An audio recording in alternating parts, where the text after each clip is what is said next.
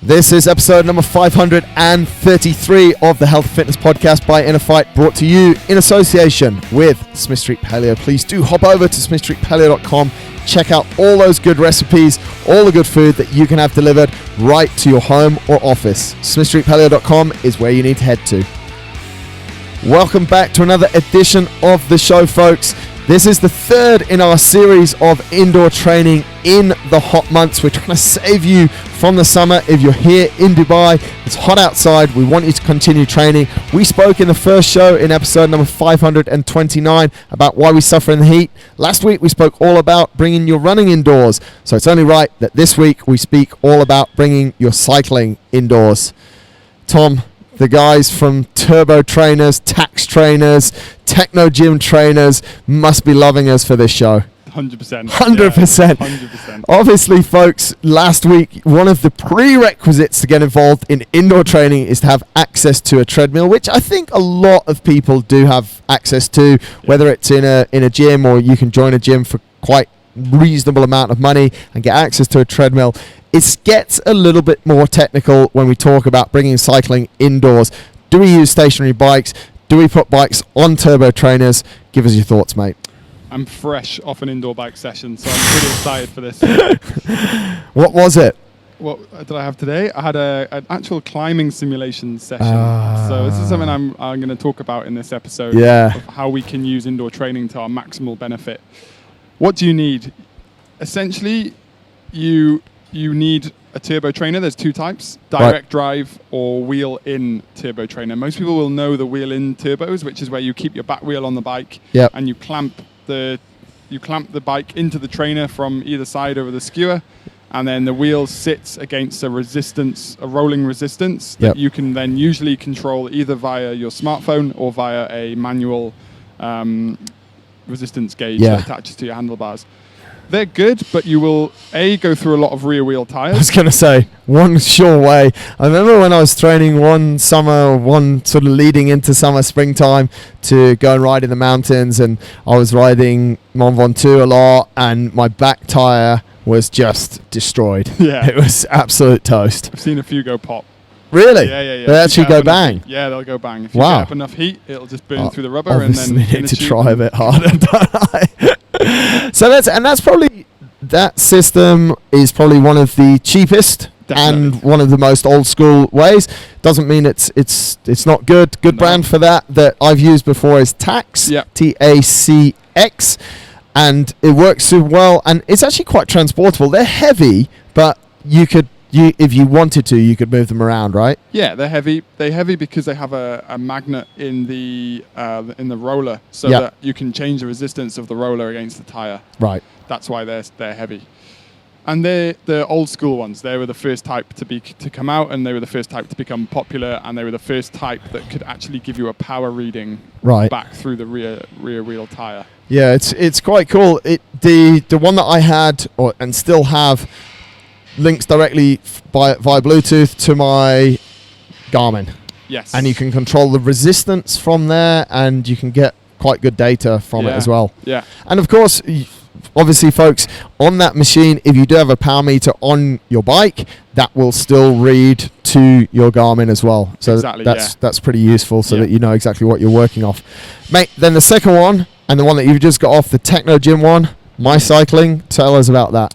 So they're called a direct drive trainer, which is where you remove the rear wheel of the bike and you set the chain and you set the bike into the turbo trainer as if it was a different wheel. Right. So it has a cassette on the turbo trainer. Yep. And then you clamp the bike in, do it up as you would normally with a wheel, and then that's it. You're away. You leave the front wheel on. Just be careful you don't snap your frame. You will write your frame off if you put it in incorrectly. Can you explain to us how you snapped the frame of your Trek time trial bike on putting it in?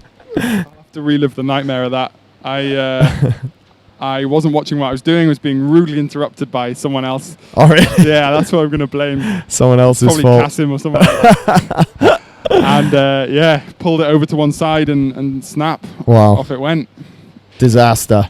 So please do be a little bit careful when you're putting your bike onto your turbo. I think it goes without saying, mate, even no matter what type of turbo you're using, just be a little bit careful. They don't always pop in as sweetly as you want, and it always, don't think that you're just going to wake up in the morning and you're just going to get on your bike and start riding. Put 5 minutes aside for admin, like every single time, especially we're going to talk about Swift in a minute.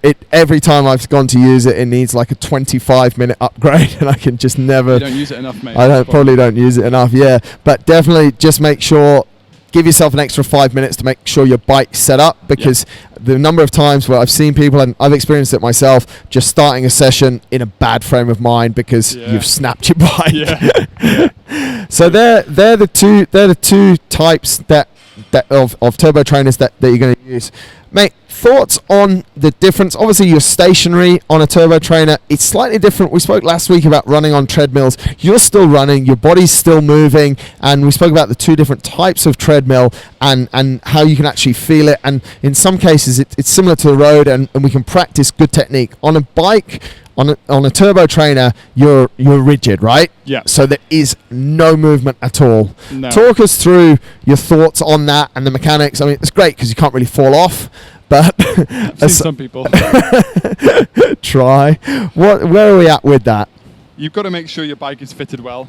Yeah. If you're in an incorrectly fitting bike position, right, it will just double fold on a treadmill. Right. On a turbo trainer. Yeah. So you need to make sure your bike fit is good, and the best way is to mimic whatever bike you're using on the turbo trainer to the bike that you're using out on the road. And if you are in a position to do so, you would buy exactly the same bike. Well, that's pretty next level, but yeah. It's quite rare, but it does happen. It does happen. Yeah. It does. But if not, you can, like, a turbo trainer bike can be an absolute piece of rubbish. Yeah. As long as it's got a working chain set, or if you're on a different type, a wheel as well. Yes. Then it could be an absolute scrap. It doesn't matter what the frame is. And a lot of people have a turbo bike that's like their old winter bike or something like that. Yeah. So you then just make sure that the handlebar setup and the seat, particularly the seat height and layback, is the same as on the bike that you use the most outside. Right. That is hopefully common information to people. Double check that, because some people don't. I think that's something that's super important, and we are spending a little bit more time on the setup of your equipment here than we did in the last episode on the treadmill, because this is really important. We don't want you to move inside onto a stationary bike over the summer and just have a terrible experience, because literally your handlebar to your seat measurement could be a couple of inches out, and you're going to develop awful back pain. Yeah. And when you're riding outside, the bike is moving with you and the terrain. Yeah. But here it's fixed. If you lean to the left, the bike isn't going to lean with you. You're going to just lean and go. So if your seat's too high, say, and you've got like a tighter hamstring and you've got leg discrepancy, you're going to roll more over the saddle, and the saddle won't be moving with you. Right. So you'll just get a really high amount of friction in your saddle time, where your saddle is contacted with you over that time. Yeah. And you're going to have a bad experience. So you got a lot less on what we're saying is on a bike outside, it's a lot more forgiving for any aches and pains that you might have or little bits of tightness. It'll also protect your gooch a little bit more, whereas on the trainer, you're just going to get exposed, mate. I mean, I had my bike in a pretty good position. I remember when I first started riding a lot on my trainer, it was mayhem on my bum. Really? It was carnage. And then I also did a little trick, which I don't know if it's the right thing to do. I thought it was, and I elevated the front wheel to mimic, and we've seen a lot of this with people preparing for climbing, elevated the front wheel to put the bike on an angle like it's going to be in the climbing, and that played even more mayhem until I made a couple of adjustments, and it was literally just the saddle, the angle of the saddle was just not quite right, and I got away with it on the road, but then when I put it on the trainer, it was carnage. So it actually helps you to get a better fit for the road. I think so, mate. Yeah. And I guess, I mean, obviously out of convenience and technically being able to do it, that's why in bike shops you're getting set up on a turbo, because you can't have there's no room for error, basically. No, exactly. And used to do a lot of bike fitting, and it was always on a turbo trainer with their bike, if possible. The other point you just reminded me of to remind people is measure the rear wheel skewer from the skewer to the floor. Yeah. And then make sure the front wheel is either the same or a little bit higher than that distance. Because a lot of people say they get pain in their neck and their arms. Yeah. It's because they're riding the bike downhill constantly and they don't check to make sure it's level. And that's why you see actually with a lot of trainers, they'll give you a little block for the front wheel that's only about an inch. And then obviously, as I was saying there before, if you are going to ride uphill, you don't need to make it too high. Actually, I think I put on maybe about 4 to 6 inches, and it really does make quite a big difference going up. Next level is the new Wahoo. I don't know what they call it, but you take your front wheel out and you mount it into this like front wheel turbo, and it goes up and down with the terrain that you're riding on. That's Swift. quite cool. Yeah, might need to go see Uncle Wolfie about one of those. Might have to, mate. Talking Swift, there's also Tax. They have an app. My Cycling have an app as well. My main experience is actually with the Tax app, where you can go in, and this is what actually makes the training quite good fun. We can obviously go over stuff that we spoke about last week in the treadmill, where we do pretty much the same sessions that we do outside on a bike. If it's VO2 max intervals for 90 seconds, 4 minutes rest, exactly the same thing's going to work on a treadmill. Yeah. But there's also some quite cool things in Tax. You can go in and you could buy climbs. So when I was training to ride Mont Ventoux, I went in and I bought that. It was about £6 or £7, and you just have it on your iPad, and then the resistance on the trainer will change as you're going uphill. It'll obviously get a lot harder as well. Yeah. So you can have that experience. But I think what's really trumped this, and where all the indoor cycling geeks are really doing their business now, is where you, as an indoor cycling geek, are doing your business. Talk to us about Zwift. 4 days I've spent on Zwift apparently since like October last year. 4 days. Time well spent. Very well spent. I actually was one of the first people to get Zwift when it first came out years ago, because I've still got the like OG account, they call it. Oh, really? Like, original pricing. Oh, wow. And I forgot actually that when I signed up to it, it was so clunky. It was rubbish. Yeah. And I left it for years. Right. And I just used to do all my indoor sessions staring at just my Garmin. Yeah. I think that's the best way. Nothing else could break. Yeah. But then a few years ago, maybe two odd years ago, I got really back into it. Right. And I think it's a huge help. Mainly, I like the erg mode. So now it's really slick with Training Peaks. You can design your workout in Training Peaks, or we can drop workouts into clients' diaries, and then it has in Zwift, it goes to your daily workout. Right. You click go, and then it goes into erg mode if your trainer's compatible, which most are now. Right. And that then sets you, so you ride at whatever cadence you need to ride at, and it automatically sets the resistance back against you. Right. So essentially it takes away any cheating element. And any complications.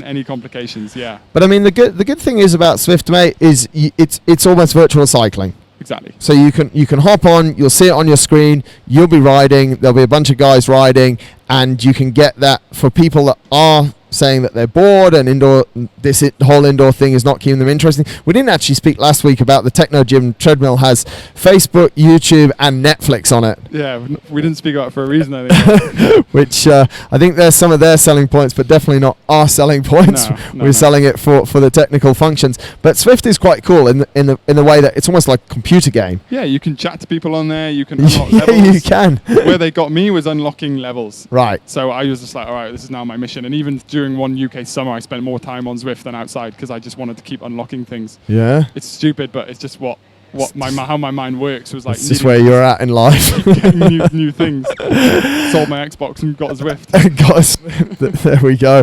But I think one of the big pluses for me is actually that I think people should be riding indoors the year round, because I think the accuracy that you can get from a session, especially if it's power-based intervals, on a turbo is next level. Yeah. You're always going to have something outside. The wind's going to be behind you at one stage, so you're not able to get the right cadence. What I love about the turbo is if you're doing intervals, you can really you can get, I mean, I'm a little bit OCD on the numbers to make sure I'm hitting the right power each time, but that's the reason why we're doing intervals. You can really nail it every time. Exactly. I know for people who live in hilly areas, they use Zwift for like their flat steady state rides. Wow. They haven't got a hill to like contest against or poor weather.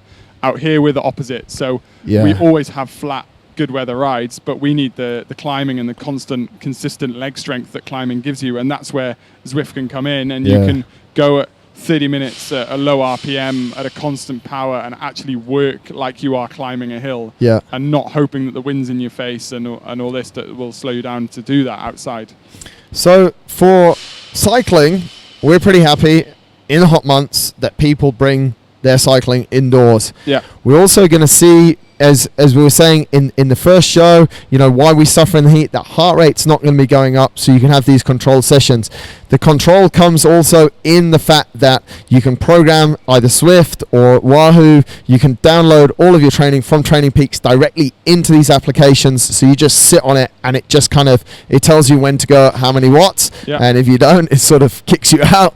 But it's something that's super controlled, and I don't think the transition is actually as major as in running. And I think if you're a keen cyclist or triathlete, you will already have some form of indoor training machine. Yeah, you'll know about it. And a lot of academies now are recruiting through Zwift. Right. So they can recognize where good riders are coming from due to their power numbers, and then bring them onto cycling teams purely from virtual cycling. Whereas before that cyclist would have to fly to the camp that they're at, spend a fortune on it. Whereas now there's races, there's academy training sessions, all sorts, all going on in a virtual reality space. Maybe that's the way that we're heading. Folks, the good news is you do not have to give up your bike for summer. You can just bring it straight indoors. That has been episode 3 in this 4-part series all about indoor training during the summer months in the heat. If you missed episode 1, we talked all about why we suffer in the heat. We then went on in episode 2 to talk about running indoors. This episode, cycling indoors. We're going to wrap up next week with eating and drinking for heat training. Thanks for joining us. Catch you next time.